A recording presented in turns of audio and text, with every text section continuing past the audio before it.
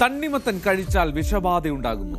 മുംബൈയിൽ ഒരു കുടുംബത്തിലെ 4 പേർ മരിച്ചത് തണ്ണിമത്തൻ കഴിച്ചതിനു പിന്നാലെ.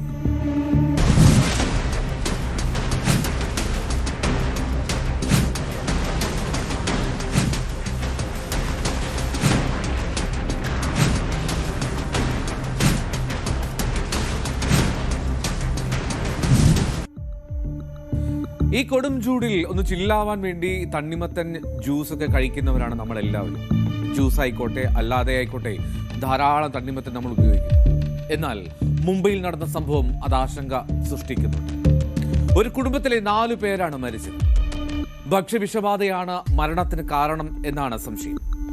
40-കാരനായ അബ്ദുല്ല ദൊക്കാഡിയ, അദ്ദേഹത്തിന്റെ ഭാര്യ നസ്രീൻ ദൊക്കാഡിയ 35 വയസ്സാണ്. മക്കളായിട്ടുള്ള ആയിഷ, സൈനബ് എന്നിവരാണ് അതിദാരുണമായി ജീവൻ നഷ്ടമാവുന്ന സാഹചര്യമുണ്ടായത്. ഇവർ രാത്രി ബിരിയാണിയും അതിനുശേഷം തണ്ണിമത്തനും കഴിച്ചു. മണിക്കൂറുകൾക്ക് ശേഷമാണ് കുടുംബാംഗങ്ങൾക്ക് അസ്വസ്ഥതയുണ്ടായത്. അപ്പോൾ നമ്മൾ എല്ലാവരും കരുതും അപ്പോൾ തണ്ണിമത്തനായിരിക്കില്ല, ബിരിയാണിയാണ് വില്ലനെന്ന്.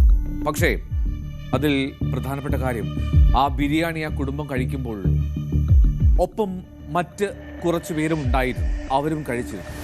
പോലീസ് റിപ്പോർട്ട് അനുസരിച്ച് രാത്രി ഏതാണ്ട് 10 കൂടിയാണ് ഇവർ ഈ ബിരിയാണി കഴിക്കുന്നത്. ചില ബന്ധുക്കൾ അവർക്കൊപ്പമുണ്ടായിരുന്നു. അവർ പിരിഞ്ഞു, അവർ തിരികെ പോയി. അതിനുശേഷം ബന്ധുക്കൾ പോയതിന് പിന്നാലെ ഏതാണ്ട് രാത്രി 1 മണിക്കും 1:30-ക്കും ഈ 4-അംഗ കുടുംബം തണ്ണിമത്തൻ കഴിച്ചു. രാവിലെ 6 മണിയോടുകൂടി 4 പേർക്കും ഛർദിയും വയറിളക്കവും തുടങ്ങി. പിന്നാലെ അവർ ആശുപത്രിയിൽ ചികിത്സ തേടി. എന്നാൽ 4 പേരുടെയും ജീവൻ രക്ഷിക്കാൻ കഴിഞ്ഞില്ല എന്നുള്ളതാണ് ദാരുണമായിട്ടുള്ള സംഭവം. एक अननेचुरल डेथ की रिपोर्ट दर्ज की गई है, जिसमें एक ही मुस्लिम फैमिली के 4 सदस्य जो थे, हस्बैंड वाइफ और उनकी 2 बेटियां, इनकी मौत हुई है. इसमें 25 अप्रैल को उन्होंने घर पे और भी कुछ रिश्तेदार घर पे बुलाए थे, उनके साथ बैठ के खाना खाया था.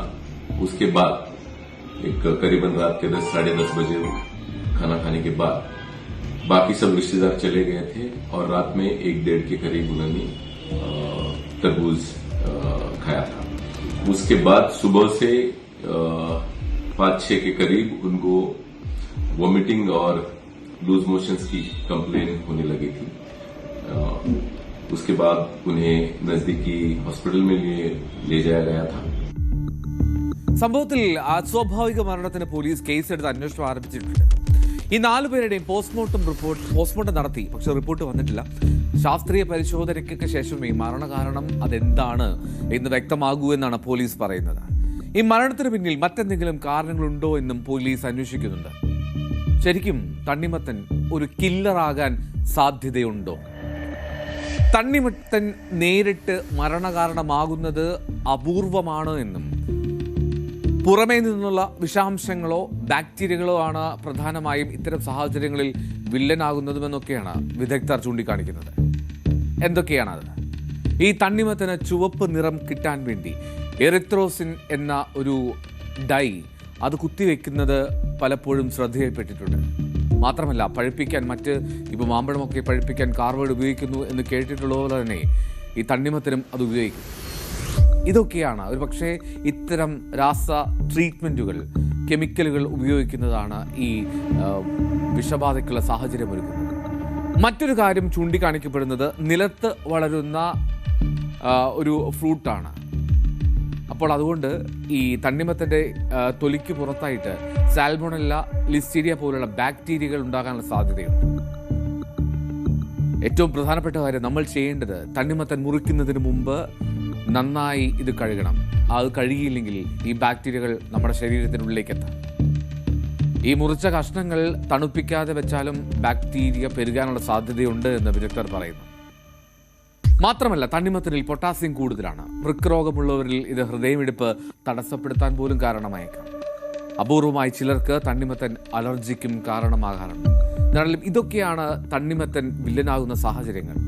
പക്ഷേ അതുകൊണ്ട് ആ കുടുംബത്തിൻ്റെ മരണത്തിന് കാരണം ഇതിലേതെങ്കിലും ഒന്നാണോ എന്നുള്ളതാണ് പോലീസ് പരിശോധിക്കുന്നത്. തണ്ണിമത്തൻ ഉപയോഗിച്ചുകൊണ്ട് മാത്രമാണോ ആ മരണം? വിഷബാധ സംഭവിച്ചത് എന്നുള്ളത് ശാസ്ത്രീയ പരിശോധനാ ഫലം വന്ന ശേഷം മാത്രം തിരിച്ചറിയാൻ കഴിയും.